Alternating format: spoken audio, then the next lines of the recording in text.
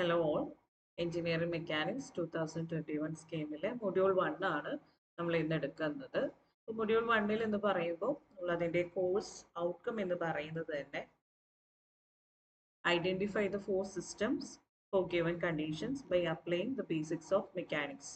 അതായത് ഫോഴ്സ് എന്താ, ഫോഴ്സ് സിസ്റ്റത്തിനെ പറ്റിയിട്ട് എന്താണെന്നുള്ളതൊക്കെ ഈ ഒരു ചാപ്റ്റർ പഠിച്ചതോടുകൂടി നിങ്ങൾക്ക് മനസ്സിലാവണം. ഇതാണ് ഇതിൻ്റെ കോഴ്സ് ഔട്ട്കം എന്ന് പറയുന്നത്.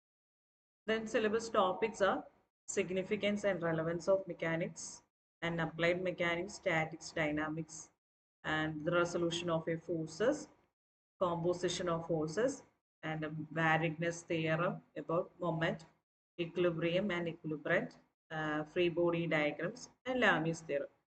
These are the portions included in the syllabus. Then first we have to discuss about engineering mechanics. Engineering mechanics is that of branch of science which deals with the study of behavior of bodies, whether in rest or in motion. Engineering mechanics എന്ന് പറഞ്ഞു കഴിഞ്ഞാൽ it is A branch of science ആണ്. അതിൽ നമ്മൾ deal ചെയ്യുന്നത് അല്ലെങ്കിൽ പഠിക്കുന്നത് എന്ന് വെച്ച് കഴിഞ്ഞാൽ ഒരു ബോഡിയുടെ ബിഹേവിയേഴ്സ് ആണ്. അത് ഒന്നുകിൽ ഇൻ റെസ്റ്റ് കണ്ടീഷനിൽ ഇരിക്കുന്ന സമയത്തോ അല്ലെങ്കിൽ മോഷനിൽ ഇരിക്കുന്ന സമയത്തോ ഒരു ബോഡിയിൽ ഉണ്ടാവുന്ന ബിഹേവിയർ കണ്ടീഷൻസ് ആണ് നമ്മൾ എന്തിൽ പഠിക്കുന്നത്, എഞ്ചിനീയറിംഗ് മെക്കാനിക്സിൽ പഠിക്കുന്നത്. ഇതിന്റെ ആവശ്യകത എന്താ, അല്ലെങ്കിൽ significance and relevance of mechanics എന്ന് പറഞ്ഞു കഴിഞ്ഞാൽ all civil and mechanical engineers require skills for their respective work in which engineering mechanics plays an important role. അതായത് ഇപ്പോൾ ഒരു സിവിൽ എഞ്ചിനീയർ ആയിക്കോട്ടെ, മെക്കാനിക്കൽ എഞ്ചിനീയർ ആയിക്കോട്ടെ, അയാളുടെ സ്കില്ലിനെ ഡെവലപ്പ് ചെയ്ത് കൊണ്ടുവരണം എന്നുണ്ടെങ്കിൽ അവിടെ നമുക്ക് മെക്കാനിക്സ് എന്നുള്ള എഞ്ചിനീയറിംഗ് മെക്കാനിക്സ് എന്ന് പറയുന്ന സബ്ജക്റ്റ് വളരെ ഇമ്പോർട്ടൻ്റ് ആയിട്ടുള്ള ഒരു കാര്യമാണ്. ഇതാണ് നമുക്ക് അതിൻ്റെ സിഗ്നിഫിക്കൻസ് ആയിട്ട് നമുക്ക് പറയാൻ പറ്റുന്നത്.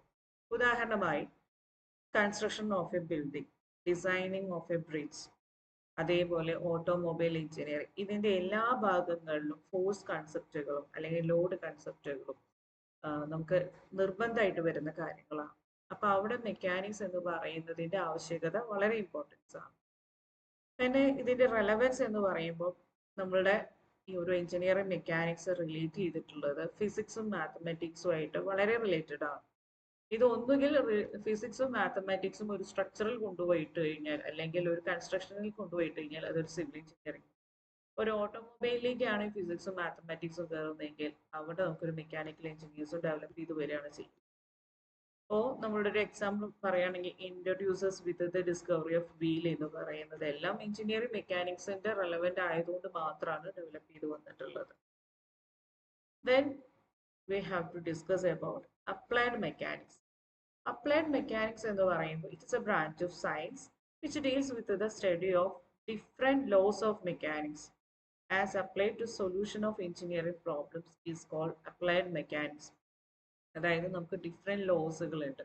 എക്സാമ്പിൾ പറയുകയാണെങ്കിൽ ന്യൂട്ടൺസ് ലോ ഒക്കെ ഇത് നമുക്ക് ഇതിൽ ഉൾപ്പെടുത്താം.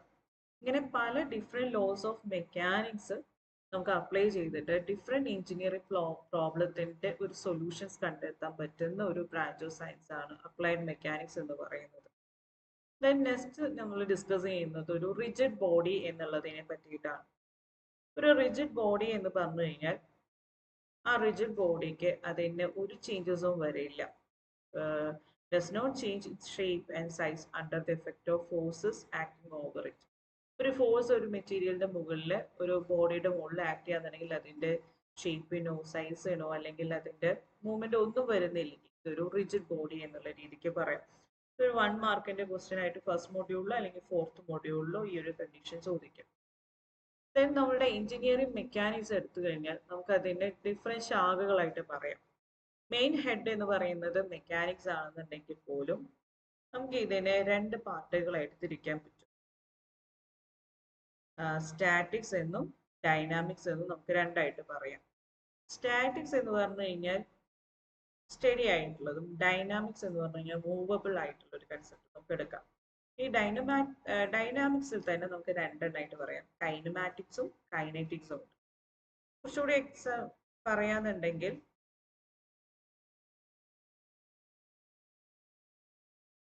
നമ്മളുടെ മെക്കാനിക്സിൽ തന്നെ മൂവിങ് ബോഡീസിന്റെ കൺസെപ്റ്റ് ആണ് ഈ കൈനമാറ്റിക്സും കൈനറ്റിക്സും ആണ്. സ്റ്റാറ്റിക്കൽ ആയിട്ടാണ് സ്റ്റഡി ആയിട്ട് നിൽക്കുന്ന ഒരു കണ്ടീഷൻ അല്ലെങ്കിൽ മൂവ് ചെയ്യാത്തൊരു കേസ് ആണെങ്കിൽ നമ്മൾ സ്റ്റാറ്റിക്സ്, അതിന്റെ എല്ലാ പഠനത്തെയാണ് സ്റ്റാറ്റിക്സ് എന്നും, മൂവബിൾ ആവുന്ന സമയത്ത് അതിനെ ഡൈനാമിക്സ് എന്നും നമുക്ക് പറയും. ഇനി നമ്മൾ നേരെ കയറാൻ പോകുന്നത് ഫോഴ്സ് എന്ന കൺസെപ്റ്റിലേക്കാണ്. ഇതൊരു പറഞ്ഞു കഴിഞ്ഞാൽ ഫോഴ്സ് എന്ന് പറഞ്ഞാൽ ഇറ്റ് ഇസ് എൻ എഫേർട്ട് ആണ്. Force is something which changes or tends to change the state of rest or of uniform motion of a body in a straight line. അതായത് സിമ്പിൾ ആയിട്ട് പറഞ്ഞാൽ it is an effort to produce a motion. ഒരു ബോഡീനെ നമ്മൾ തള്ളാൻ ഉപയോഗിക്കുന്ന ഒരു എഫേർട്ടിനെയാണ് നമ്മൾ എന്ത് പറയുന്നത്, ഒരു ഫോഴ്സ് എന്ന് പറയുന്നത്. ഈ ഫോഴ്സിന് എന്തുണ്ടായിരിക്കും, ഒരു നമ്മളൊരു ബോഡീനെ മൂവ് ചെയ്യുകയാണ്, നമ്മൾ കൈ കൊണ്ട് യൂസ് ചെയ്ത് അതിനെ മുന്നിലേക്ക് തള്ളി വിടുകയാണ്. അങ്ങനെ തള്ളി വിടുന്നുണ്ടെങ്കിൽ നമ്മൾ ഇവിടെ മുകളിൽ ഒരു മാഗ്നിറ്റ്യൂഡ്, ഒരു അപ്ലൈ ചെയ്യുന്ന ഒരു ഫോഴ്സിന്, അതിൻ്റെ ഒരു ബലത്തിന് ഒരു അളവുണ്ടായിരിക്കും. ഒരു 10 കിലോഗ്രാം നമ്മൾ ഫോഴ്സ് കൊടുക്കുന്നു, അല്ലെങ്കിൽ 10 ന്യൂട്ടൺ ഫോഴ്സ് കൊടുക്കുന്നു പറയുമ്പോൾ അതിനൊരു മാഗ്നിറ്റ്യൂഡ് ഉണ്ട്. അതേപോലെ നമ്മൾ മുന്നിലേക്ക് തള്ളുകയാണെങ്കിൽ അത് പോകുന്നത് എങ്ങോട്ടാണ്, മുന്നിലേക്ക്, അതിനൊരു ഡയറക്ഷൻ ഉണ്ടായിരിക്കും. അതുകൊണ്ട് തന്നെ നമുക്കൊരു ഫോഴ്സിനെ വെക്റ്റർ ക്വാണ്ടിറ്റി എന്നുള്ള രീതിയിൽ കൺസെപ്റ്റ് പെടുത്താം. ഈ ഫോഴ്സിന്റെ യൂണിറ്റ് എന്ന് പറയുന്നത് ന്യൂട്ടൺ അല്ലെങ്കിൽ കിലോ ന്യൂട്ടൺ ആയിട്ട് നമുക്ക് പറയാം.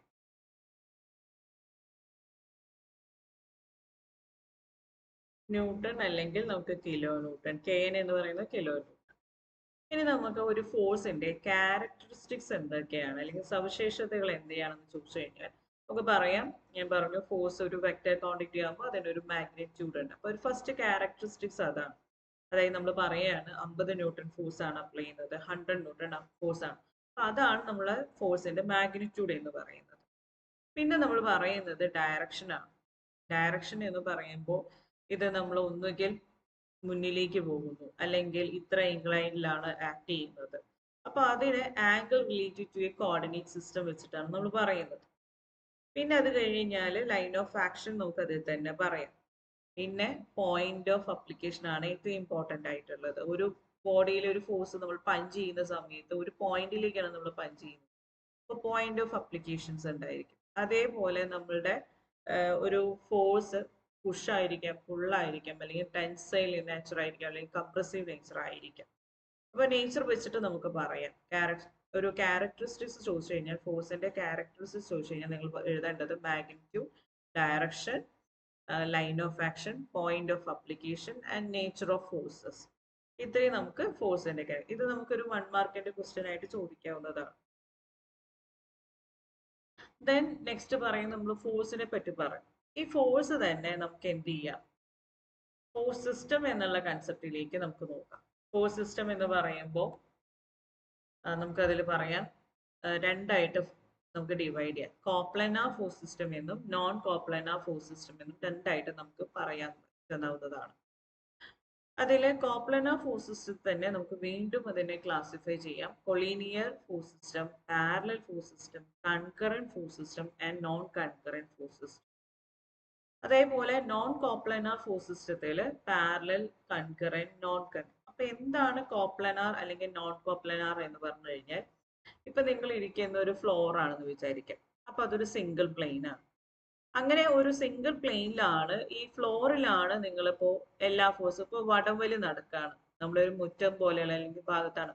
ആ മുറ്റാണ് എന്ത് പറയുന്നത്, ഒരു സിംഗിൾ പ്ലെയിൻ ആയിട്ട് കൺസിഡർ ചെയ്യുന്നത്. അവിടെ എല്ലാവരും അങ്ങോട്ടും ഇങ്ങോട്ടും വടം വലിക്കുന്നു. അപ്പൊ നമുക്ക് പറയാം അതൊരു കോപ്ലാനാർ ഫോഴ്സ് സിസ്റ്റം ആണ്.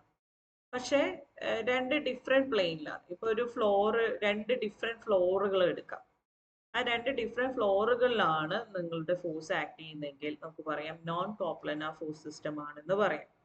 അപ്പൊ കോപ്ലനാറിൽ തന്നെ ഞാൻ പറഞ്ഞു വടംവലി മത്സരങ്ങൾ വരാം, സപ്പോർട്ടുകൾ വരാം, അല്ലെങ്കിൽ ഒരു ഉക്കിൽ നിന്നും കുറെ ഫോഴ്സ്. അപ്പൊ അതിനെ ബേസ് ചെയ്തിട്ട് നമുക്ക് എന്ത് ചെയ്യാം, കോപ്ലനാർ ഫോഴ്സസിനെ ഡിഫറെന്റ് ആയിട്ട് ക്ലാസിഫൈ ചെയ്യും. ഇനി നമുക്ക് അത് നോക്കാം.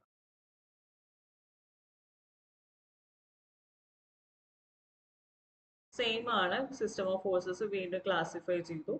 അതിൽ തന്നെ ഞാൻ ജസ്റ്റ് ഒരു കൊളീനിയർ വീണ്ടും ഒരു ക്ലാസിഫിക്കേഷൻ കൊടുത്തു. അപ്പൊ നമ്മൾ പ്രീവിയസ് ഉള്ളത് തന്നെ നോക്കിയാലും കുഴപ്പമില്ല. ഇനി നമുക്ക് അതിന്റെ ഡെഫിനിഷനിലേക്ക് പോവാം. അതായത് കോപ്ലനാർ ഫോഴ്സ് സിസ്റ്റം എന്ന് പറയുമ്പോൾ ഒരു സിംഗിൾ പ്ലെയിനിലാണ് എല്ലാ സെറ്റ് ഓഫ് ഫോഴ്സസും ആക്ട് ചെയ്യുന്നെങ്കിൽ അതിനെ കോപ്ലനാർ ഫോഴ്സ്.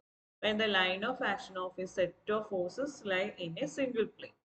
then അതിനെ ഡിഫറെന്റ് ആയിട്ട് ക്ലാസിഫൈ ചെയ്തിട്ടുണ്ട്. Collinear force system. Collinear force system എന്ന് പറഞ്ഞു കഴിഞ്ഞാൽ when the line of action of all the forces of a system act along the same line. ഒരൊറ്റ single ലൈനിലാണ് force act ചെയ്യുന്നതെങ്കിൽ, ഞാൻ നേരത്തെ പറഞ്ഞ വടംവലി മത്സരം, നമ്മൾ ഒരൊറ്റ കയറാണ്, ആ കയറിന്റെ മുകളിലാണ് അപ്പുറവും ഇപ്പുറവും നമ്മൾ ഫോഴ്സ് അപ്ലൈ ചെയ്യുന്നത്. അങ്ങനെയുള്ള ഫോഴ്സ് സിസ്റ്റത്തിനെ നമ്മൾ കൊളീനിയർ ഫോഴ്സ് സിസ്റ്റം എന്ന് പറയും. ഇപ്പൊ ഒരു കേബിളിൽ നമ്മൾ ആ കേബിളിൽ വലിച്ചു പിടിക്കാം, ഒരു ഹൊറിസോണ്ടൽ ആയിട്ട് അതിനെ വലിച്ചു പിടിക്കാന്നുണ്ടെങ്കിൽ അതൊരു കൊളീനിയർ ഫോഴ്സ് സിസ്റ്റം ആണ്. ദെൻ നെക്സ്റ്റ് പറയുന്നത് പാരലൽ ഫോഴ്സ് സിസ്റ്റം ആണ്. പാരലൽ ഫോഴ്സ് സിസ്റ്റം എന്ന് പറഞ്ഞു കഴിഞ്ഞാൽ നമുക്ക് പറയാം ഒരു ബീമിനെ സപ്പോർട്ട് ചെയ്ത് നിൽക്കുന്ന രണ്ട് സപ്പോർട്ടുകൾ. അപ്പൊ അത് രണ്ട് സപ്പോർട്ടുകൾ പാരലൽ ഫോഴ്സസ് ആണ്. ഇപ്പോ 4 പില്ലേഴ്സ്, ആ 4 പില്ലേഴ്സ് ഒരു ബീമിനെ സപ്പോർട്ട് ചെയ്യുന്നുണ്ടെങ്കിൽ അത് പാരലൽ ഫോഴ്സ് സിസ്റ്റം ആണെന്ന് നമുക്ക് പറയാം. Then concurrent force system. Concurrent force system എന്ന് പറഞ്ഞു കഴിഞ്ഞാൽ the forces when extended pass through a single point. ഒരു സിംഗിൾ പോയിന്റിലൂടെ എല്ലാ ഫോഴ്സസും പോകുന്നെങ്കിൽ അതിനെ നമ്മൾ കൺകറന്റ് ഫോഴ്സസ് എന്നും ആ പോയിന്റിനെ പോയിന്റ് ഓഫ് കൺകറൻസി എന്നും നമ്മൾ പറയും. പോയിന്റിനെ നമ്മൾ പോയിന്റ് ഓഫ് കൺകറൻസി എന്നും നമ്മൾ പറയാവുന്നതാണ്. ദെൻ അടുത്തത് പറയുന്നത് നോൺ കൺകറന്റ് ഫോഴ്സ് സിസ്റ്റം ആണ്. നോൺ കൺകറന്റ് ഫോഴ്സ് സിസ്റ്റം എന്ന് പറഞ്ഞു കഴിഞ്ഞാൽ ഒരിക്കലും ഇതൊരു പോയിന്റിൽ മീറ്റ് ചെയ്യില്ല, ഒരു കോമൺ പോയിന്റിൽ ഇതൊരിക്കലും ഈ ഫോഴ്സ് സിസ്റ്റം മീറ്റ് ചെയ്യില്ല. When the forces of a system do not meet at a common point of concurrency, this type of force system is called non-concurrent. അപ്പോൾ ഇവിടെ നിങ്ങൾക്ക് ഫിഗർ കൊടുത്തിട്ടുണ്ട്. ഇങ്ങനത്തെ ഒരു കൺസെപ്റ്റിലാണെന്നുണ്ടെങ്കിൽ ഇതിനെ നോൺ കൺകറന്റ് ഫോഴ്സ് സിസ്റ്റം എന്ന് പറയും. ഇനി നോൺ കോപ്ലനാർ ഫോഴ്സ് സിസ്റ്റം എന്ന് പറഞ്ഞു കഴിഞ്ഞാൽ when the line of action of all the forces do not lie in a one plane. ഒരു സിംഗിൾ പ്ലെയിനിലല്ല ലൈൻ ഓഫ് ആക്ഷൻസ് ഉണ്ടാവുക, ഡിഫറെന്റ് പ്ലെയിനിലായിരിക്കും ആക്ഷൻസ് ഉണ്ടാവും. അങ്ങനെയാണെങ്കിൽ നോൺ കോപ്ലനാർ ഫോഴ്സ് സിസ്റ്റം എന്ന് പറയും. നോൺ കോപ്ലനാറിൽ തന്നെ non coplanar concurrent force system വരും. അതായത് ഇപ്പോൾ ഒരു പോസ്റ്റ് ഉണ്ട്, ആ പോസ്റ്റിന് ഒരു മലയുടെ സൈഡ് ചെരിവ് നിൽക്കുന്നുണ്ട്, താഴെ ബോട്ടത്തിലുണ്ട്. അപ്പൊ ഇതൊക്കെ രണ്ട് ഡിഫറെന്റ് പ്ലെയിനിലാണ്. അപ്പൊ നമ്മൾ ആ പോസ്റ്റിനെ 2-3 ഭാഗത്തായിട്ട് ടൈ ചെയ്ത് വെച്ചിട്ടുണ്ടെങ്കിൽ അതൊരു നോൺ കോപ്ലനാർ. പക്ഷെ ഇതിന്റെ ഏറ്റവും ടൈസ് പോയിന്റ് മീറ്റ് ചെയ്യുന്ന ഭാഗത്ത് ഒരു സിംഗിൾ പോയിന്റിലേക്കും, പക്ഷെ ഇതിന്റെ റോപ്പ് ഒക്കെ കണക്ട് ചെയ്തിട്ടുള്ള ഡിഫറെന്റ് പ്ലെയിനിലേക്കാണെന്നുണ്ടെങ്കിൽ അതിനെ non coplanar concurrent force system എന്ന് പറയും. ഇനി ഞാൻ പറയാൻ പോകുന്നത് different type of force system പറഞ്ഞു.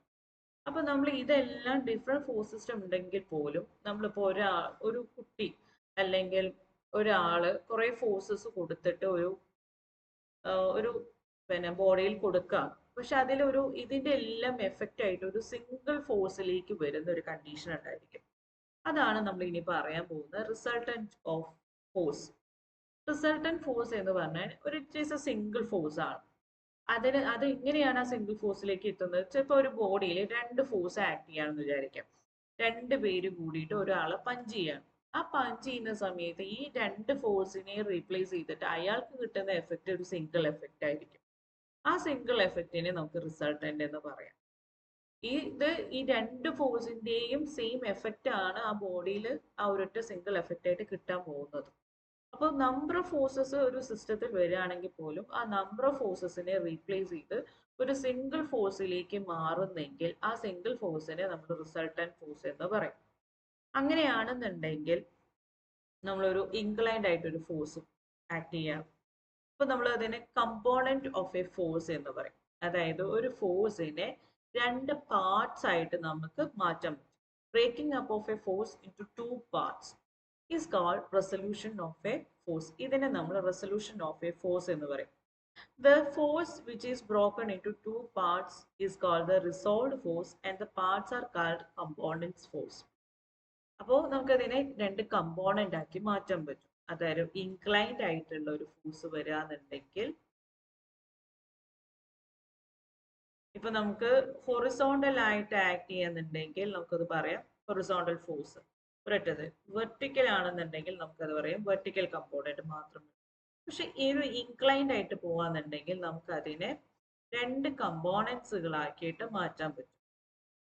2 കമ്പോണൻസ് ആക്കി മാറ്റാൻ പറ്റും എന്ന് പറഞ്ഞു കഴിഞ്ഞാൽ ഇങ്ങനെ ഇൻക്ലൈൻഡ് ഫോഴ്സ് വന്നു കഴിഞ്ഞാൽ നമുക്ക് ഇങ്ങനെ ഹൊറിസോണ്ടൽ കമ്പോണൻസും ഉണ്ട്, വെർട്ടിക്കൽ കമ്പോണൻസും ഉണ്ട്. ഇങ്ങനെ 2 കമ്പോണന്റ് ആക്കി മാറ്റുന്നതിനെയാണ് നമ്മൾ റെസൊല്യൂഷൻ എന്ന് പറയുന്നത്.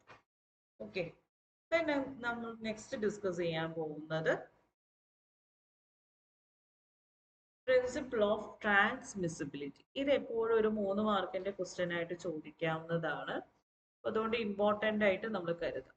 ഓക്കെ, അപ്പോൾ എന്താ പറയുന്നത് വെച്ച് കഴിഞ്ഞാൽ the principle of transmissibility States that the point of application of a force can be moved anywhere along its line of action without changing the external reaction of forces on a rigid body. അതായത് ഇപ്പോൾ ഞാൻ ഇവിടെ താഴെ ഈ figure നിങ്ങൾക്ക് കാണാൻ പറ്റുന്നുണ്ടാവും. ഈ ഫിഗറിൽ ഞാൻ ഒരു ഭാഗത്ത് ഫോഴ്സ് കൊടുക്കുന്നുണ്ട്. ഈ ഭാഗത്താണ് ഞാൻ ഫോഴ്സ് കൊടുക്കുന്നത്. ഈ ഭാഗത്ത് ഫോഴ്സ് കൊടുക്കുമ്പോൾ ഇതിനൊരു ലൈൻ ഓഫ് ആക്ഷൻ ഉണ്ടായിരുന്നു. ഈ ലൈൻ ഓഫ് ആക്ഷൻ പ്രകാരം ഇത് നമുക്ക് പറയാം ഇവിടെ വരുന്ന എഫക്റ്റും സെയിം ആണ്. അപ്പോൾ നമ്മൾ ഇവിടെ ഫോഴ്സ് കൊടുത്തു കഴിഞ്ഞാൽ അതിന്റെ ലൈൻ ഓഫ് ആക്ഷനിൽ അടുത്തിന്റെ അതേ സെയിം ലൈൻ ഓഫ് ആക്ഷനിൽ അപ്പുറത്തെ സൈഡിലും അതിന്റെ എഫക്റ്റ് കിട്ടും എന്നുള്ളതാണ് സിമ്പിൾ ആയിട്ട് പറഞ്ഞ principle of transmissibility. That the point of application of a force can be moved anywhere along its line of action. അത് സെയിം ലൈൻ ഓഫ് ആക്ഷനിലാണ് ഞാൻ പറയുന്നത്. ഇപ്പോൾ ഇവിടെ ഒരു ഫോഴ്സ് ആക്ട് ചെയ്യാന്ന് വിചാരിക്കാം. ഈ ഫോഴ്സ് ആക്ട് ചെയ്യുന്നത് വരുന്നത് തന്നെ ആയിരിക്കും ഇതിന്റെ ഇവിടെ വരുന്ന എഫക്റ്റും വരുന്നുണ്ടാവുക. സെയിം ലൈൻ ഓഫ് ആക്ഷനിൽ വരുന്ന എഫക്റ്റ് സെയിം ആയിരിക്കും. അപ്പൊ ഇതും പ്രിൻസിപ്പിൾ ഓഫ് ട്രാൻസ്മിസിബിലിറ്റി ഇമ്പോർട്ടൻ്റ് ആണ്. 3 മാർക്കിന്റെ ക്വസ്റ്റ്യൻ ആയിട്ട് ചോദിക്കാവുന്നതാണ്. അപ്പൊ അതിന്റെ പഠിച്ചു വെക്കാം. നെക്സ്റ്റ് നമ്മൾ നോക്കുന്നത് ലോസ് ഓഫ് ഫോഴ്സസ് ആണ്. അപ്പൊ നമ്മൾ റിസൾട്ടന്റ് പറഞ്ഞു. ഇപ്പൊ ഈ റിസൾട്ട് തന്നെ ഡിഫറെന്റ് ഫോഴ്സ് സിസ്റ്റം വരാണ്. കൊളീനിയർ വരാം, കൺകറന്റ് ഫോഴ്സ്. അപ്പൊ നമ്മൾ ഇതെല്ലാം നമുക്കിത് എങ്ങനെയാണ് സോൾവ് ചെയ്യേണ്ടത് എന്നുള്ളത് അറിയണം. അപ്പൊ അതിന് വേണ്ടിയിട്ട് പല ലോസ് നമ്മൾ ജനറേറ്റ് ചെയ്തിട്ട് വന്നിട്ടുണ്ട്. First parallelogram law of forces ആണ്, പിന്നെ triangle law of forces, then polygon law of forces. അപ്പൊ പാരലലോഗ്രാം ലോ ഓഫ് ഫോഴ്സസ് നമ്മൾ എപ്പോഴും യൂസ് ചെയ്യുന്നത് എങ്ങനെയാന്ന് വെച്ച് കഴിഞ്ഞാൽ നമുക്ക് രണ്ട് ഫോഴ്സ് സിസ്റ്റം ആക്ട് ചെയ്യാണ്. രണ്ട് ഫോഴ്സസ് ആണ് ഒരു ബോഡിയിൽ ആക്ട് ചെയ്യുന്നത്. ആ രണ്ട് ഫോഴ്സസ് ആക്ട് ചെയ്യുന്നതും ഒരു പാരലലോഗ്രാമിന്റെ സൈഡ് പോലെയാണ് നമുക്ക് ഫീൽ ചെയ്യുന്നതെങ്കിൽ നമുക്ക് പാരലലോഗ്രാം അപ്ലൈ ചെയ്യും. അപ്പൊ നമുക്കത് ജസ്റ്റ് നോക്കാം എങ്ങനെയാണെന്ന്. പാരലലോഗ്രാം സ്റ്റേറ്റ് ചെയ്യുന്നത് if two forces acting simultaneously on a particle, ഒരു പാർട്ടിക്കിളിന്റെ മുകളിൽ രണ്ട് ഫോഴ്സസ് സൈമൾട്ടേനിയസ് ആയിട്ട് ആക്ട് ചെയ്യാണ്. ആ ഫോഴ്സസിന് എന്തുണ്ട്? be the represented in magnitude direction by the two adjacent side of a parallelogram. അതിന് മാഗ്നിറ്റ്യൂഡ് ഡയറക്ഷൻ ഉണ്ട്. ആ മാഗ്നിറ്റ്യൂഡ് ഡയറക്ഷനും എങ്ങനെയാണ് അത് കാണപ്പെടുന്നത്? Two adjacent side of a parallelogram. ഒരു പാരലലോഗ്രാമിന്റെ രണ്ട് അഡ്ജസന്റ് സൈഡ് പോലെ ഫീൽ ചെയ്യാണ്. അതായത് പിയും ക്യൂ ആയിട്ട് ഫീൽ ചെയ്യാണ്. അപ്പൊ അതിനൊരു മാഗ്നിറ്റ്യൂഡ് ഉണ്ട്, ഇതിന് രണ്ടിനും ഡയറക്ഷൻ ഉണ്ട്. പക്ഷെ അത് രണ്ട് പാരലലോഗ്രാമിന്റെ രണ്ട് സൈഡായിട്ട് കാണുന്നു. അങ്ങനെയാണെങ്കിൽ then their result, ഈ രണ്ട് ഫോഴ്സ് ഉണ്ടെങ്കിൽ രണ്ട് ഫോഴ്സിന്റെയും സിംഗിൾ ഒരു റിസൾട്ട് ഉണ്ട്. അങ്ങനെയാണെങ്കിൽ then their resultant may be represented in magnetic direction by the diagonal of the parallelogram.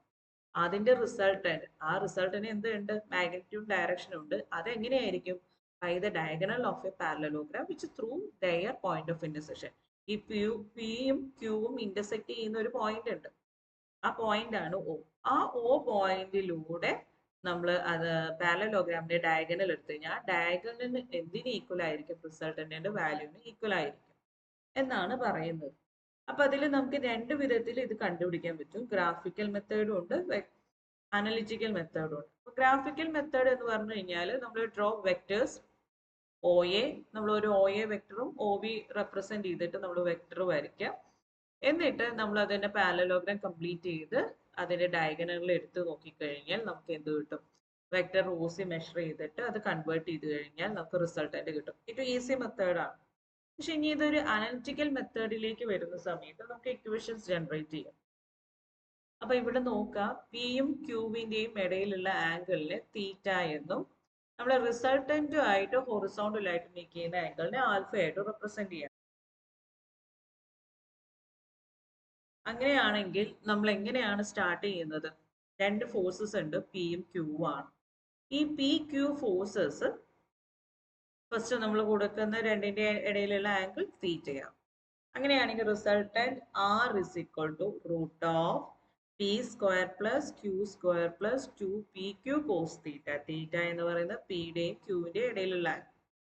Then നമുക്ക് ഡയറക്ഷൻസ് കാണണം. ഡയറക്ഷൻ കാണാൻ വേണ്ടി alpha is equal to tan inverse q sin theta divided by p plus q cos theta. അപ്പോൾ P എന്ന് പറഞ്ഞു കഴിഞ്ഞാൽ magnitude of vector P ആണ്. Q എന്ന് പറഞ്ഞു കഴിഞ്ഞാൽ ക്യൂവിന്റെ മാഗ്നിറ്റ്യൂഡ് ഓഫ് വെക്ടർ. പിന്നെ അതേപോലെ തീറ്റ എന്ന് പറയുമ്പോൾ ആംഗിൾ ബിറ്റ്വീൻ ടു ഫോഴ്സസ് അല്ലെങ്കിൽ ടു വെക്ടേഴ്സ് പി ആൻഡ് ക്യൂവിന്റെ ഇടയിലുള്ള ആംഗിൾ. ആൽഫ എന്ന് പറഞ്ഞു കഴിഞ്ഞാൽ നമുക്ക് ലാസ്റ്റ് റിസൾട്ടന്റ് കിട്ടിക്കഴിഞ്ഞാൽ ആ റിസൾട്ടന്റും നമ്മളുടെ ഹൊറിസോണ്ടലുമായിട്ട് ഉണ്ടാക്കുന്ന ആംഗിൾ ആണ് ആൽഫ എന്ന് പറയുന്നത്. അപ്പൊ ആൽഫ എന്ന് പറയുന്നത് ഡയറക്ഷൻ ഇൻഡിക്കേറ്റ് ചെയ്യുന്നു. ആർ എന്ന് പറയുമ്പോൾ മാഗ്നിറ്റ്യൂഡിനെ ഇൻഡിക്കേറ്റ് ചെയ്യുന്നു. അപ്പൊ നമുക്കൊരു എക്സാമ്പിൾ ക്വസ്റ്റ്യൻ വന്നത് നോക്കാം. If the two forces P and Q of magnitude 25 Newton and 10 Newton are acting at a point. ഇപ്പോൾ രണ്ട് ഫോഴ്സസ് ഉണ്ട്, പിയും ക്യൂവും. 25 ന്യൂട്ടണും 10 ന്യൂട്ടണും ആണ്. അത് ആക്ട് ചെയ്യുന്നത് ഒരു പോയിന്റിൽ ആക്ട് ചെയ്യുന്നുണ്ട്. പോയിന്റ് ഓയിലാണ് ബീറ്റ് ചെയ്യുന്നത്. The forces P and Q make an angle 15 degree and 45 degree measured counterclockwise with the horizontal. ഒരു ഹൊറിസോണ്ടൽ ലൈൻ ഉണ്ട്. ആ ഹൊറിസോണ്ടൽ ലൈനിൽ നിന്നും 15 ഡിഗ്രിയിലാണ് പി എന്ന് പറയുന്ന വെക്ടർ നിൽക്കുന്നത്, ഫോഴ്സ് നിൽക്കുന്നത്.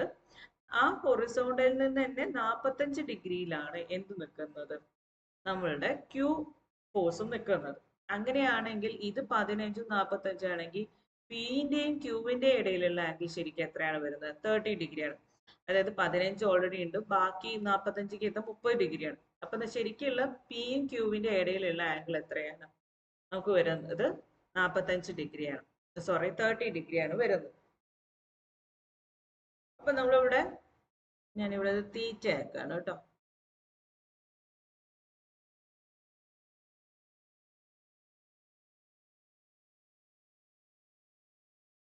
ഈ ആംഗിൾ തീറ്റ എന്ന് ഞാൻ മാർക്ക് ചെയ്തു. ഓക്കെ, ഇവിടെ ഞാൻ തീറ്റ എന്ന് കൊടുക്കണം. രണ്ട് പിയുടെയും ക്യൂവിന്റെ ഇടയിലുള്ള ആംഗിൾ നമുക്ക് തീറ്റയാണല്ലോ.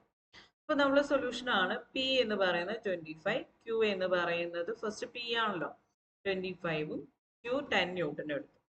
Then theta is equal to 45 minus 50, 30. കാരണം നമുക്ക് പിയുടെ ക്യൂവിന്റെ ഇടയിലുള്ള ആംഗിൾ ആണ് വേണ്ടത്, 30 degree. Then resultant R is equal to root of p square plus q square plus 2pq cos theta. നമ്മുടെ ഇക്വേഷൻ അതാണ്. അപ്പൊ നമുക്ക് സോൾവ് ചെയ്യുന്ന സമയത്ത് R is equal to 34.03 newton കിട്ടി. അതായത് നമുക്ക് ഇനി ഡയറക്ഷൻ കിട്ടണം. അപ്പൊ നമ്മുടെ ഇക്വേഷൻ എന്താണ്? tan alpha is equal to q sin theta divided by p plus q cos theta. Then alpha is equal to tan inverse. Q എന്ന് പറയുന്നത് 10 ആണ്. അപ്പൊ 10 sin 30 divided by 25 plus 10 cos 30 ആണ്. നമുക്ക് സോൾവ് ചെയ്യുമ്പോൾ ഇവിടെ കിട്ടുന്ന ആംഗിൾ ആൽഫ എന്ന് പറഞ്ഞ് നമുക്ക് കിട്ടാണ്. ഈ ആംഗിൾ ആണ് ആൽഫ. തീറ്റ എന്ന് പറയുന്നത് ഈ ആംഗിൾ ആണ് തീറ്റ. അപ്പൊ നമുക്ക് ആൽഫ കിട്ടാൻ വേണ്ടി ടാൻ ഇൻവേഴ്സ് ചെയ്ത സമയത്ത് നമുക്ക് ആൽഫ 8.5. പക്ഷെ വിത്ത് ഹോറിസോണ്ടൽ കിട്ടുന്ന സമയത്ത് എന്തും കൂടി ആഡ് ചെയ്യണം? ഈ 15 plus 15 degree plus 8.45 degree add ചെയ്താലാണ് നമുക്ക് inclination of the resultant with horizontal. അപ്പൊ ഇങ്ങനത്തെ രീതിയിലുള്ള ക്വസ്റ്റ്യൻസ് ആണ് 7 മാർക്കിന്റെ ക്വസ്റ്റ്യൻ ആയിട്ട് നമുക്ക് ചോദിക്കാറ്. ഈസിയാണ്, നമുക്ക് ചെയ്യാൻ പറ്റണം. ഇനി നെക്സ്റ്റ് നമ്മൾ പറയാൻ പോകുന്നത്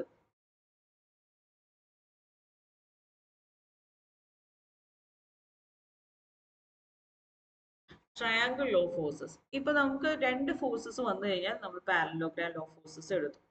ഇനി പകരം ട്രയാങ്കിൾ ലോ ഫോഴ്സസ് എന്ന് പറയുമ്പോൾ ഒരു സിസ്റ്റത്തിൽ 3 ഫോഴ്സസ് ആക്ട് ചെയ്യണം, അല്ലെങ്കിൽ 2 ഫോഴ്സസ് തന്നെ ആക്ട് ചെയ്യണമെന്ന് വിചാരിക്കും. അതായത് ഇപ്പൊ നമ്മള് ഒരു പാരലോഗ്രാം ഫോഴ്സസ് ആകുമ്പോൾ പാരലോഗ്രാമിന്റെ സൈഡ് പോലെ വരണം. പക്ഷെ ഇനി അടുത്ത പാരലോഗ്രാമിന്റെ സൈഡ് പോലെ അല്ലാതെ രണ്ട് ഫോഴ്സസ് സൈമൾട്ടേനിയസ് ആയിട്ട് എന്ത് ചെയ്യാണ്? ആക്ട് ചെയ്യാണ്. അങ്ങനെ ആക്ട് ചെയ്യുന്നുണ്ടെങ്കിൽ if two forces acting simultaneously on a body are represented in magnitude direction by the two sides of a triangle taken in order, then their resultant. അതായത് ഈ രണ്ട് ഫോഴ്സസ് നമ്മൾ എന്തായിട്ട് കൺസിഡർ ചെയ്യുന്നത്? ഒരു ട്രയാങ്കിളിന്റെ രണ്ട് സൈഡ് പോലെ കണക്കാക്കുകയാണെങ്കിൽ then their resultant, അങ്ങനെയാണെങ്കിൽ അതിന്റെ റിസൾട്ടന്റ് എന്തായിരിക്കും? മേ ബി റെപ്രസെന്റ് ഇൻ അത് അതിന്റെ മാഗ്നിറ്റ്യൂഡ് ഡയറക്ഷനിലോ എടുക്കുകയാണെങ്കിൽ by the third side taken in opposite order. അതായത് ഇപ്പൊ ഇവിടെ ഒ എ എന്ന് പറയുന്നത് രണ്ട് ഫോഴ്സസ് ആണ്, പിയും ക്യൂവും. അപ്പൊ പി ഒ എ എന്നുള്ള വെക്ടർ വരച്ചിട്ടും എ സി എന്ന് വെച്ചിട്ട് ക്യൂവിന്റെ നമ്മൾ വരച്ചു. അങ്ങനെയാണെങ്കിൽ റിസൾട്ടന്റ് എന്ന് പറയുന്നത് ഇപ്പൊ നമ്മൾ പിയും ക്യൂവും സൈമൾട്ടേനിയസ് ആയിട്ട് പി ആരോ ഇങ്ങോട്ട് പോകുന്നു, ക്യൂ ആരോ. പക്ഷെ ആറിന്റെ ആരോ നമുക്ക് എങ്ങോട്ടായിരിക്കും? നമ്മൾ ഇതിന്റെ ഓപ്പോസിറ്റ് ഡയറക്ഷൻ ആയിട്ടാണ് കൊടുക്കുന്നത്. ഓപ്പോസിറ്റ്, അത് മൂന്നാമത്തെ സൈഡ് എന്തായിരിക്കും? റിസൾട്ടന്റ് ആയിരിക്കും. ആ റിസൾട്ടന്റ് സൈഡ് എടുക്കാന്നുണ്ടെങ്കിലും അത് എന്ത് ചെയ്യണം? ഓപ്പോസിറ്റ് ഇൻ ഓർഡർ ആയിട്ട് എടുക്കണം. അപ്പൊ ഗ്രാഫിക്കൽ മെത്തേഡ് ആണ് ഇപ്പൊ ഇവിടെ വരച്ചിട്ടുള്ളത്. അപ്പൊ നമ്മൾ ഒ എ വെക്ടർ വരയ്ക്കും, പിന്നെ എ സി വെക്ടർ വരയ്ക്കും, എന്നിട്ട് ലാസ്റ്റ് മൂന്നാമത്തെ സൈഡായിട്ട് ഒ മുതൽ നമ്മൾ സി വരെ ജോയിൻ ചെയ്യിപ്പിക്കും. അപ്പൊ നമുക്ക് അവിടുത്തെ വാല്യൂ കിട്ടും. ആ വാല്യൂ കിട്ടിക്കഴിഞ്ഞാൽ റിസൾട്ടന്റ് മാഗ്നിറ്റ്യൂഡ് ആയി. ഡയറക്ഷൻ നമ്മൾ എന്ത് ചെയ്യും? അതിന് ഓപ്പോസിറ്റ് ഡയറക്ഷനിൽ നമ്മൾ കൊടുക്കും. ആൽഫ മേക്ക് ചെയ്യുന്ന ആംഗിൾ റിസൾട്ടന്റിന്റെ ഡയറക്ഷൻ ആയിട്ട് കൺസിഡർ ചെയ്യും.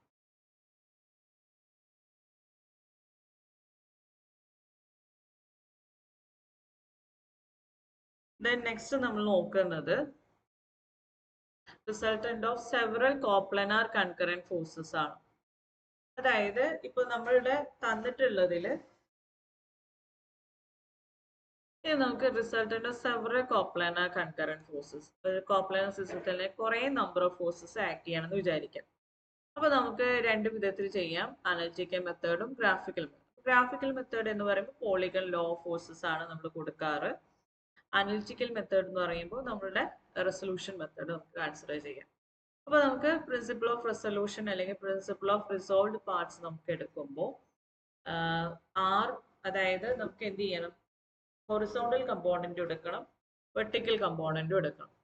അപ്പൊ നമ്മൾ ഇവിടെ different forces P1, P2, P3 എന്ന് തന്നിട്ടുണ്ട്. P1 മേക്ക് ചെയ്യുന്ന ആംഗിൾ θ1, P2 മേക്ക് ചെയ്യുന്ന ആംഗിൾ θ2 ആൻഡ് P3 മേക്ക് ചെയ്യുന്ന ആംഗിൾ θ3 എന്നാണ് കൊടുത്തിട്ടുള്ളത്.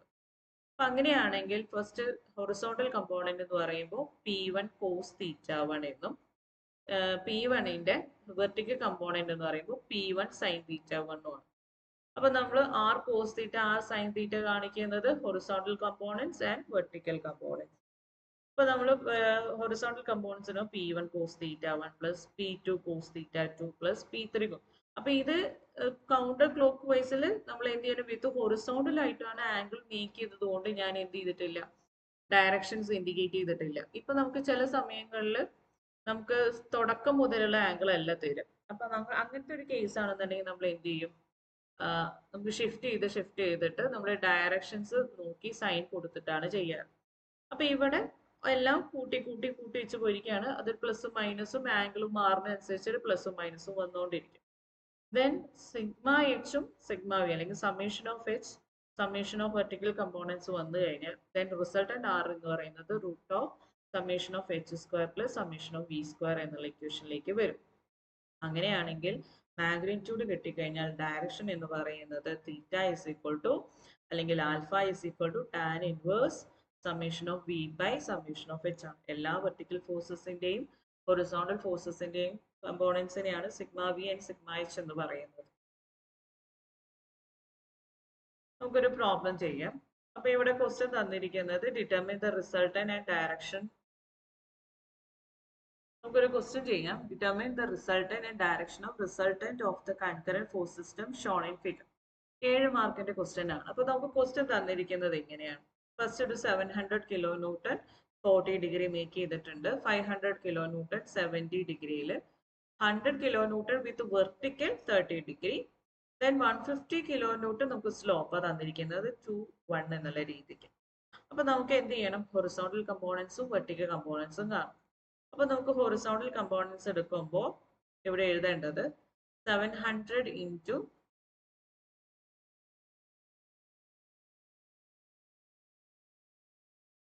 700 into cos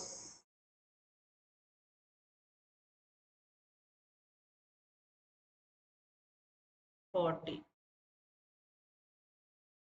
First the horizontal component. ഇത് ഡയറക്ഷൻ ടുവേർഡ്സ് റൈറ്റ് ആയതുകൊണ്ട് നമുക്ക് പോസിറ്റീവ് ആയിട്ട് കൺസിഡർ ചെയ്യും. ഇത് പോസിറ്റീവ് ആയിരിക്കുമല്ലോ ഇവിടെ. ഇതേപോലെ വെർട്ടിക്കൽ എടുത്തു കഴിഞ്ഞാലും പോസിറ്റീവ് ഡയറക്ഷൻ ആയിരിക്കും. ഇവിടെ എടുക്കുന്ന സമയത്ത് സെക്കൻഡ് എടുക്കുന്ന സമയത്ത് ഓപ്പോസിറ്റ് ഡയറക്ഷൻ ആണ് ഹൊറിസോണ്ടൽ കമ്പോണന്റ്. അപ്പൊ ഇത് നെഗറ്റീവും, വെർട്ടിക്കൽ കമ്പോണന്റ് എന്തായിരിക്കും? മുകളിലേക്ക് ആയതുകൊണ്ട് നമുക്ക് എന്തെടുക്കാം? സൈൻ പോസിറ്റീവ് ആയിട്ട് കൺസിഡർ ചെയ്യാം. തേർഡ് ക്വാഡ്രന്റിലേക്ക് വരുമ്പോൾ വെർട്ടിക്കൽ കമ്പോണന്റ് നെഗറ്റീവിലേക്കും ഹൊറിസോണ്ടൽ കമ്പോണന്റും നെഗറ്റീവിലേക്ക് പോകും. സൈൻ ആണ് ഇൻഡിക്കേറ്റ് ചെയ്യുന്നത് കേട്ടോ. പിന്നെ അതേപോലെ ഫോർത്ത് ക്വാഡ്രന്റിലേക്ക് വരുമ്പോൾ ഹൊറിസോണ്ടൽ കമ്പോണന്റ് പോസിറ്റീവും വെർട്ടിക്കൽ കമ്പോണന്റ് നെഗറ്റീവായിട്ട് മാറും. അപ്പോൾ നമ്മളുടെ ടോട്ടൽ സിഗ്മ എച്ച് എന്ന് പറയുന്നത് 700 ഇൻറ്റു cos 40 പ്ലസ് വാല്യൂ ആണ്. പിന്നെ അത് കഴിഞ്ഞാൽ മൈനസ് 500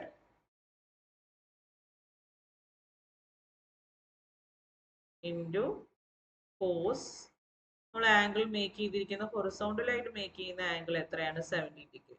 അപ്പോൾ cos 70. തേർഡിൽ വരുന്ന സമയത്ത് സൈൻ ആണ്, മൈനസ് ആണ്. പക്ഷെ ഇവിടെയുള്ള ആംഗിൾ നമ്മൾ എത്ര ഇരിക്കും? നമ്മൾ എപ്പോഴും ഹൊറിസോണ്ടൽ ആണ്. അപ്പോൾ ആ ആംഗിൾ നമ്മൾ എടുക്കുന്നത് സൂക്ഷിക്കണം. ഇത് 60 ഡിഗ്രി ആയിട്ട് കൺസിഡർ ചെയ്യും. അപ്പോൾ നമ്മൾ എടുക്കുന്ന സമയത്ത് 100 ഇൻറ്റു cos, cos ആണ് കേട്ടോ. cos 60 ഡിഗ്രി ആയിട്ട് കൺസിഡർ ചെയ്യാം. cos 60 degree. ദെൻ നെക്സ്റ്റ് വരുന്ന സമയത്ത് പ്ലസ്, ഇവിടെ നമുക്ക് ആംഗിൾ തന്നിട്ടില്ല. അപ്പൊ നമുക്ക് അവിടെ ആംഗിൾ കാണാൻ വേണ്ടി നമുക്ക് ഇക്വേഷൻ യൂസ് ചെയ്യാം. tan θ is equal to 1/2. കാരണം നമുക്ക് അവിടെ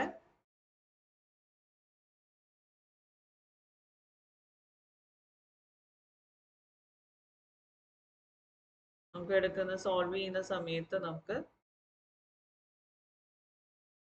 theta is equal tan theta is equal to 1/2 എടുക്കുക. അപ്പോൾ theta is equal to tan inverse 1/2. നമുക്ക് ആംഗിൾ ഏകദേശം 26 ഡിഗ്രി വരും. 26 പോയിന്റ് സംതിങ്. കാൽക്കുലേഷൻ ചെയ്ത് നോക്കണം. 26 ഡിഗ്രി പോയിന്റ് നമുക്ക് വരുന്നത് 56 ആണ് ആംഗിൾ. അപ്പൊ ഇവിടെ ഇത് വരുന്നത് എങ്ങനെയാന്ന് വെച്ച് കഴിഞ്ഞാൽ tan theta is equal to 1/2. tan theta is equal to 1/2. നമ്മൾ ഇവിടെ എടുക്കുന്ന സമയത്ത് ഓപ്പോസിറ്റ് സൈഡ് 1ഉം അഡ്ജസന്റ് സൈഡ് 2 ആണ്. അപ്പോൾ 1/2. tan theta is equal to 1/2. theta is equal to tan inverse 1/2. അപ്പോൾ നമുക്ക് 26.56 ഡിഗ്രി കിട്ടും. എന്നിട്ട് നമുക്ക് സോൾവ് ചെയ്യുന്ന സമയത്ത് അപ്പോൾ ഇവിടെ വരുന്നത് 150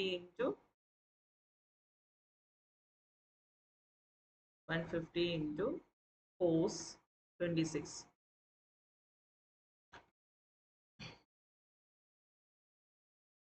26.56 ഡിഗ്രി വരും.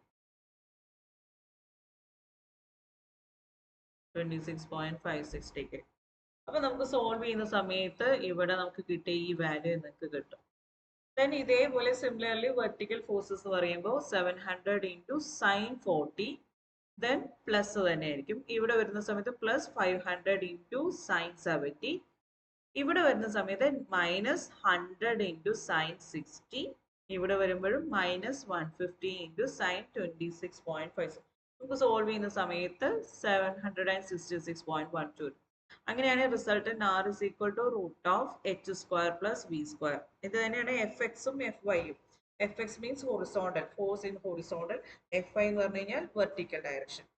അത് തന്നെയാണ് നമ്മുടെ h v എന്ന് പറയുന്നത്. അപ്പൊ നമുക്ക് സോൾവ് ചെയ്യുന്ന സമയത്ത് നമുക്ക് 888.19 കിലോന്യൂട്ടൺ കിട്ടും. അതേപോലെ ഡയറക്ഷൻ ഓഫ് റിസൾട്ടന്റ് എന്ന് പറയുമ്പോൾ tan theta is equal to v by h. അതിൽ theta is equal to tan inverse v by h. v already നമ്മൾ ഇവിടെ കണ്ടുപിടിച്ചിട്ടുണ്ട്, h ഉണ്ട്. അപ്പോൾ നമുക്ക് അവിടെ ആംഗിൾ 59 ഡിഗ്രി 6 മിനിറ്റ്സ് 59.6 ഡിഗ്രി വരും. അപ്പോൾ റിസൾട്ടന്റ് മേക്ക് ചെയ്യുന്നത് 59.6 ഡിഗ്രി എന്നുള്ള കൺസെപ്റ്റിൽ നമുക്ക് കിട്ടും. പിന്നെ രണ്ടും പോസിറ്റീവ് വാല്യൂ ആയതുകൊണ്ട് ഇത് ഏതിലായിരിക്കും? ഫസ്റ്റ് ക്വാഡ്രന്റിലായിരിക്കും റിസൾട്ടന്റ് വരിക. രണ്ട് പോസിറ്റീവ് വാല്യൂസ് ആണ് നമുക്ക് കൂട്ടിയ സമയത്ത് കിട്ടിയിട്ടുള്ളത്. അപ്പൊ രണ്ട് പോസിറ്റീവ് ആകുമ്പോൾ വിയും എച്ചും പോസിറ്റീവ് വന്നത് ഫസ്റ്റ് ക്വാഡ്രന്റിലാണ്. അപ്പൊ അവിടെ നമ്മുടെ റിസൾട്ടന്റ് ഫസ്റ്റ് ക്വാഡ്രന്റ് വന്നു, ആംഗിൾ 59.6 ഡിഗ്രിയിൽ മേക്ക് ചെയ്യും ചെയ്തു. അപ്പൊ എങ്ങനെയാണ് നിങ്ങൾക്ക് പ്രോബ്ലംസ് വരിക? ഇതും 7 മാർക്കിന്റെ പ്രോബ്ലം ആണ്, എല്ലാവരും ചെയ്തു വെക്കണം. ഓക്കെ, നെക്സ്റ്റ് നമ്മൾ ഡിസ്കസ് ചെയ്യുന്നത്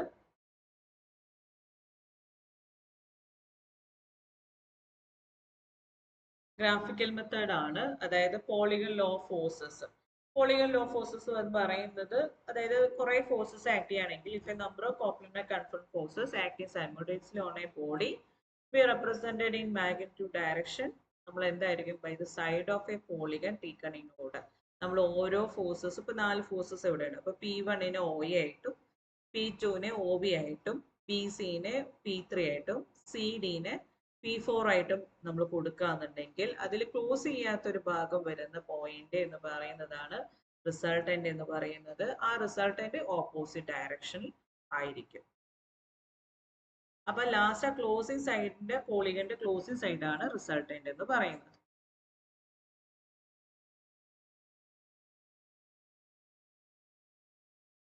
ഇനി ഞാൻ നേരത്തെ പറഞ്ഞത് തന്നെ നമ്മൾ ട്രയാങ്കിൾ ലോ ഫോഴ്സസ് നമ്മൾ ഗ്രാഫിക്കൽ മെത്തേഡ് പറഞ്ഞു. ഇനി അതിൽ തന്നെ നമുക്കത് അനലിറ്റിക്കൽ മെത്തേഡിൽ വേണമെങ്കിൽ നമുക്കൊന്നുകൂടി ഡിസ്കസ് ചെയ്യാം. അനലിറ്റിക്കൽ മെത്തേഡ് എന്ന് പറയുമ്പോൾ നമുക്കിവിടെ ആംഗിൾ എന്ന് പറയുന്നത് ഇവിടെ നോക്കുക നിങ്ങൾ. ആംഗിൾ COA എന്ന് പറയുന്നത് ആൽഫയാണ്. ആംഗിൾ OCA എന്ന് പറയുന്നത് എന്തിന് ഈക്വൽ ആയിരിക്കും? തീറ്റയ്ക്ക് ഈക്വൽ ആയിരിക്കും. ഇവിടെ ഇത് തീറ്റ ആണെന്നുണ്ടെങ്കിൽ ഇവിടെ വരുന്ന ആംഗിളും എന്തായിരിക്കും? തീറ്റ വാല്യൂ നമുക്ക് കിട്ടും. കാരണം നമുക്ക് ഇവിടെ പോയിന്റ് എയിൽ നോക്കുമ്പോൾ ഇത് മൊത്തം ആംഗിൾ 180 ആണ്. അപ്പൊ ഇവിടെ വരുന്ന ആംഗിൾ എന്തായിരിക്കും? ആംഗിൾ OAC എന്ന് പറഞ്ഞു കഴിഞ്ഞാൽ 180 മൈനസ് തീറ്റയാണ്. ഇവിടെ 180 മൈനസ് തീറ്റയാണ്, ഇവിടെ ആൽഫയാണെങ്കിൽ നമുക്ക് ടോട്ടൽ ആംഗിൾ 180 ഡിഗ്രി. അപ്പൊ ഇവിടെ വരുന്ന സമയത്ത് നമുക്ക് എന്ത് കിട്ടും? തീറ്റ മൈനസ് ആൽഫ കിട്ടും. സോറി, തീറ്റ മൈനസ് ആൽഫയാണ് ഇവിടെ വരുന്ന ആംഗിൾ വരുന്നത്. അപ്പൊ അങ്ങനെ ആവുന്ന സമയത്ത് ആ ഒരു വാല്യൂ നമുക്ക് ഇവിടെ സബ്സ്റ്റിറ്റ്യൂട്ട് ചെയ്യാം. സബ്സ്റ്റിറ്റ്യൂട്ട് ചെയ്യുന്ന സമയത്ത് നമുക്ക് കിട്ടുന്നത് P എന്ന് പറയുന്ന ഫോഴ്സ് എന്ന് വരുന്നുണ്ടെങ്കിൽ നമുക്ക് അതിന് ഓപ്പോസിറ്റ് ആയിട്ട് വരുന്ന ആംഗിൾ എന്താണ്? തീറ്റ മൈന P എന്നുള്ള ഫോഴ്സിന് ഓപ്പോസിറ്റ് ആയിട്ടുള്ള ആംഗിൾ നിൽക്കുന്നത് OCA ആണ്. അപ്പോൾ P divided by sine theta minus alpha. അതേപോലെ Q എന്ന ഫോഴ്സിന് ഓപ്പോസിറ്റ് ഉള്ള ആംഗിൾ ഏതാണ്? ആൽഫയാണ്. അപ്പോൾ Q divide by sine alpha. Then R divided by sin 180 minus theta. Sin 180 minus theta എന്ന് പറയുമ്പോൾ sin theta തന്നെ വരും. അപ്പോൾ ഇക്വേഷൻ നമുക്ക് എഴുതാം P by sin theta minus alpha which is equal to Q by sin alpha which is equal to R by sin theta. അതായത് രണ്ട് forces തന്നിട്ട് നമുക്കൊരു ട്രയാങ്കിൾ കൺസെപ്റ്റിൽ തന്നെ നമുക്ക് ചെയ്യണമെന്നുണ്ടെങ്കിൽ അനലിറ്റിക്കൽ മെത്തേഡ് ആണ് ഇത്. ഇങ്ങനെയും നിങ്ങൾക്ക് ചെയ്യാവുന്നതാണ്.